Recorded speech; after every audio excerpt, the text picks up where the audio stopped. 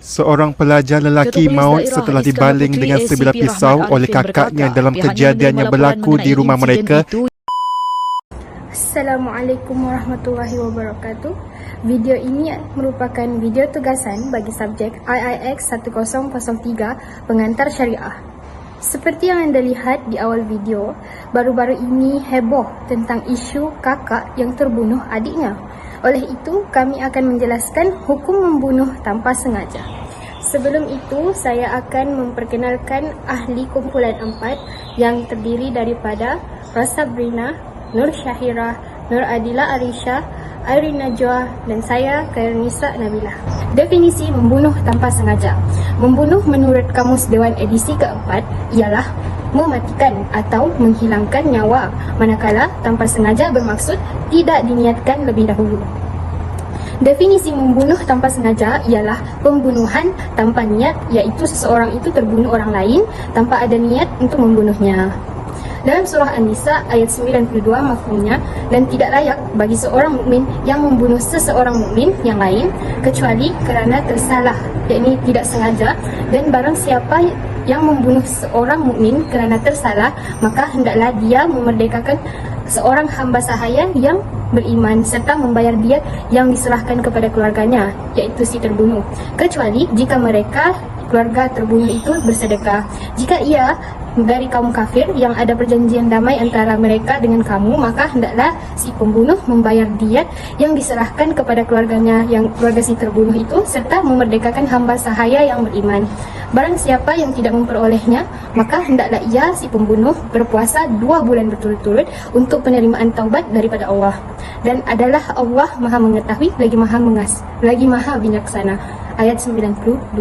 Para ulama telah berselisih pendapat tentang sebab nuzul ayat 92 surah An-Nisa ini. Pendapat pertama ialah dalam sesuatu peperangan, Usamah bin Zaid berhadapan dengan seorang musyrik yang melafazkan 2 kalimah syahadah semasa Usamah mengangkat pedang untuk membunuhnya. Namun, Usamah terus membunuh orang musyrik itu walaupun dia telah melafazkan 2 kalimah syahadah. Lalu berita ini sampai kepada Rasulullah SAW. Lalu baginda bertanya kepada Usamah.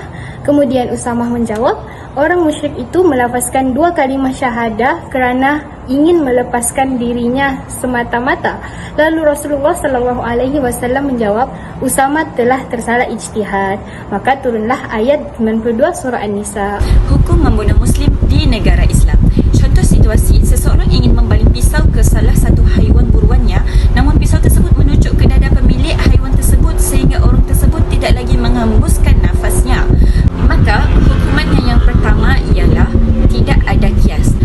Allah Subhanahu wa taala berfirman dalam surah An-Nisa yang bermaksud, dan barang siapa membunuh seseorang mukmin dengan tidak sengaja, hendaklah ia memerdekakan seseorang hamba yang beriman serta membayar diat, yakni tebusan yang diserahkan kepada keluarganya, iaitu keluarga terbunuh, kecuali jika mereka bersedekah.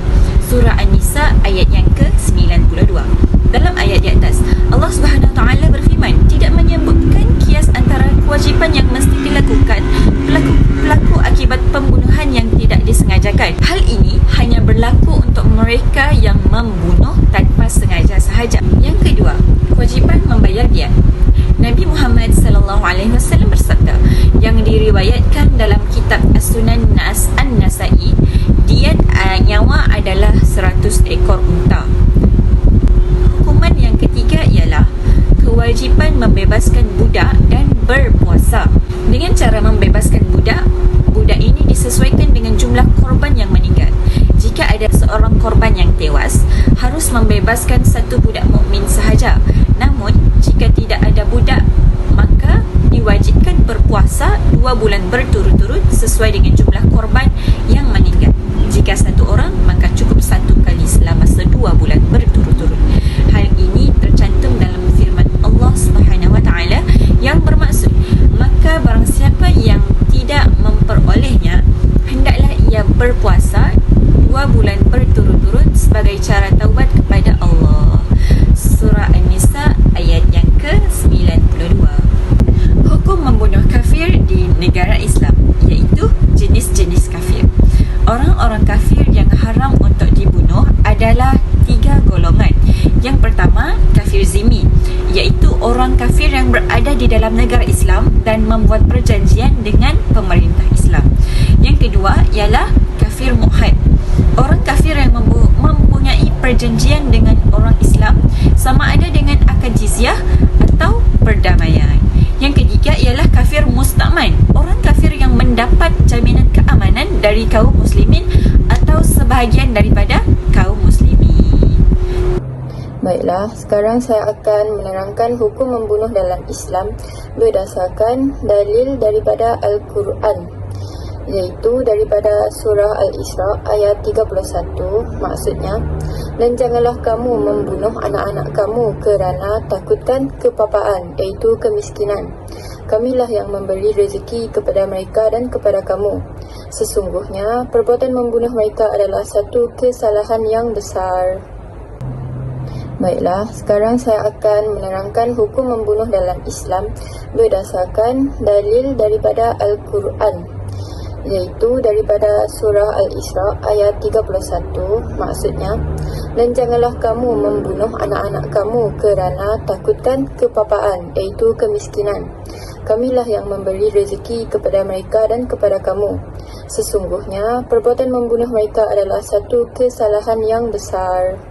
Sekarang saya akan membentangkan cara ulama sabitkan hukum membunuh tanpa sengaja daripada surah An-Nisa ayat 94, iaitu wa ma kana lil mu'minin ay yaqtula mu'minan illa khata'a.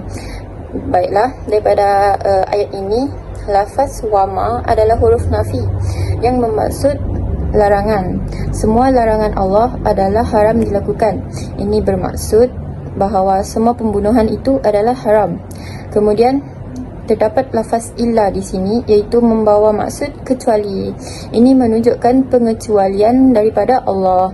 Maka pembunuhan secara tidak sengaja adalah satu pengecualian dan tidak berdosa. Assalamualaikum warahmatullahi wabarakatuh. Nama saya Airin Najwa binti Rasidi, U2005338.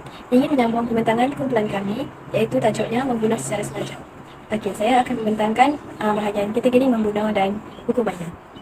Okay, sebagaimana yang kalian tahu, terdapat 3 kategori membunuh, iaitu membunuh secara sengaja, membunuh menyerupai sengaja, dan membunuh tanpa sengaja.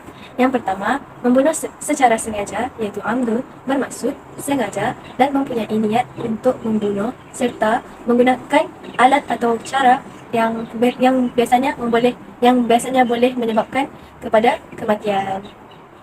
Suatu pembunuhan itu boleh dikategorikan sebagai membunuh secara sengaja apabila pertama, pembunuh itu adalah waras. Maksudnya dia boleh tahulah benda yang dia buat tu baik atau buruk. Macam boleh beza benda pahala dan dosa. Jadi yang kedua, jadi kalau dia boleh tahu, maksudnya dia waras, jadi waktu dia membunuh tu dia waras, jadi dia boleh dikategorikan sebagai membunuh secara sengaja. Yang kedua, alat yang digunakan itu boleh menyebabkan kematian, seperti besi atau benda tajam seperti pisau. Dan terakhir, yang ini paling penting dalam mengkategorikan suatu pembunuhan itu adalah pembunuh itu memang berniat untuk membunuh si mangsa ataupun si mati, ataupun berniat sengaja untuk membunuh. Maksudnya dia memang betul-betul nak bunuh si mati ni. Jadi bila ada je niat ni, maka kita boleh kategorikan satu pembunuhan itu adalah membunuh secara sengaja, iaitu amdu. Seterusnya, membunuh yang menyerupai sengaja, iaitu syibhu amdu. Syibhu amdu, iaitu menyerupai sengaja, bermaksud berniat memukul seseorang dengan alat yang pada kebiasaannya tidak membawa kepada kematian pun, dan seseorang itu tidak berniat pun untuk membunuh. Contoh, Ahmad memukul Aiman menggunakan kayu yang kecil lalu Farhan mati. So maksudnya di sini, pada awalnya alat yang digunakan untuk, macam mungkin dia berniat untuk bergurau, pada awalnya alat tu memang kita tahu yang benda tu dia tak boleh bawa kepada kematian. Lepas tu tiba-tiba dia macam gurau, pukul-pukul, lepas tu mati. Jadi pada awalnya memang orang tu tak ada niat untuk bunuh, niat dia untuk bergurau, dan alat yang digunakan tu pun pada biasanya dia tidak membawa kepada kematian.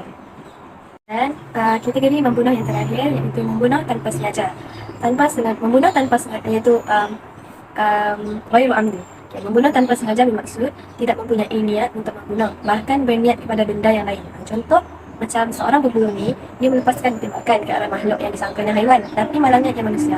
Jadi maksudnya pada awalnya memang tak ada niat untuk membunuh, dan yang kedua, dia tersalah bunuh. Macam tu. Dia nakkan benda lain, tapi dia buat benda, dia terbunuh pula. Jadi yang ni kita boleh kategorikan dia sebagai kategori membunuh tanpa sengaja sebab memang tak ada niat.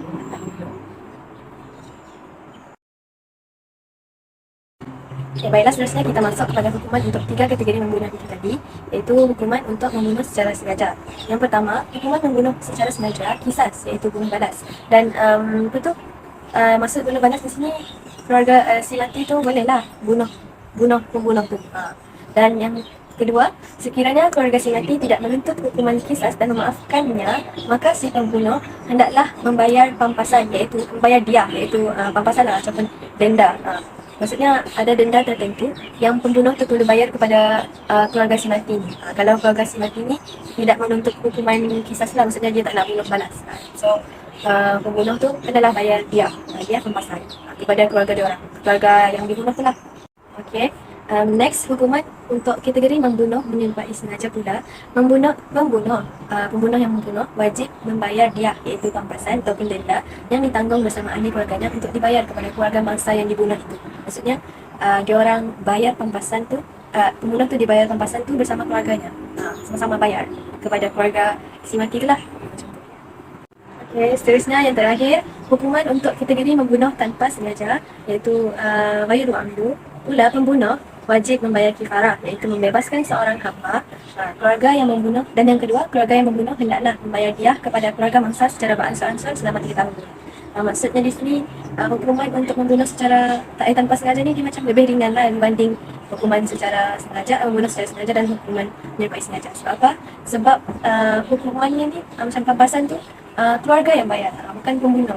Keluarga yang bayar, lepas tu dia macam ada tempoh masa yang lama, 3 tahun. Macam tu. Itu sahaja daripada saya. Sekian, terima kasih. Seterusnya saya akan beri peluang kepada pembentang seterusnya untuk membentang dengan lebih lanjut. Assalamualaikum warahmatullahi wabarakatuh. Seterusnya saya akan menerangkan tentang kaedah pembayaran diat. Jadi sebelum saya teruskan, saya akan menerangkan sedikit tentang apa itu diat. Okay, jadi diat ia merupakan hukuman yang perlu dibayar oleh seorang penjenayah, iaitu penjenayah membunuh kepada waris mangsa sebagai ganti rugi. Diat ini juga dikait rapat dengan hukuman kisas kerana diat merupakan ganti kepada hukuman kisas. Jadi, seterusnya ialah kategori diat. Diat ini terbahagi kepada 2. Jadi, yang pertama ialah diat mughalazah. Diat mughalazah ini merupakan hukuman bagi pesalah yang membunuh dengan sengaja. Jadi bayarannya ialah 100 ekor unta yang dibayar secara terus. Jadi pecahan bayaran tersebut ialah sebanyak 30 ekor unta yang berusia 4 tahun, 30 ekor unta yang berusia 3 tahun dan juga 40 ekor unta yang bunting sebagai bayaran diat mughalazah. Jadi untuk kategori diat yang kedua iaitu diat mukhaffafah. Diat mukhaffafah ini pula merupakan hukuman bagi pesalah yang membunuh tanpa sengaja. Jadi bayarannya ialah sama juga 100 ekor unta, tapi 100 ekor unta ini boleh dibayar secara beransur-ansur.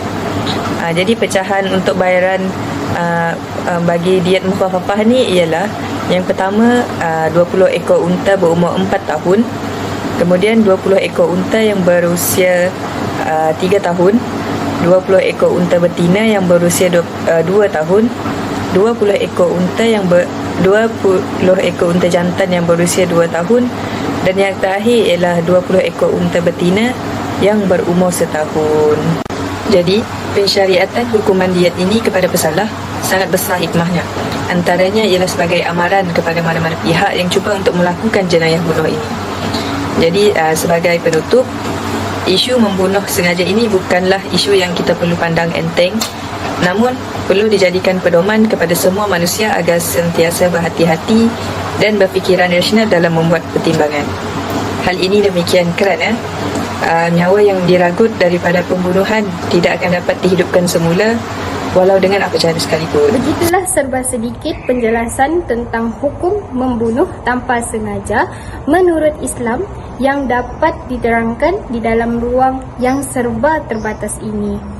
Rumusan daripada semua penjelasan tadi, jelaslah bahawa dalam Islam setiap nyawa mempunyai nilai yang besar Yang kedua, dunia ini akan berada dalam kesejahteraan dan kerahmatan jika hukum Allah menjadi hukum yang menaungi kita semua.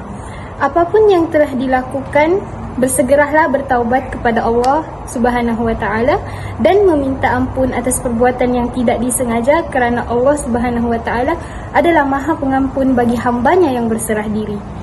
Itu sahaja daripada kami. Semoga kita semua dirahmati dan di bawah lindungan Allah Subhanahu wa taala. Sekian, terima kasih.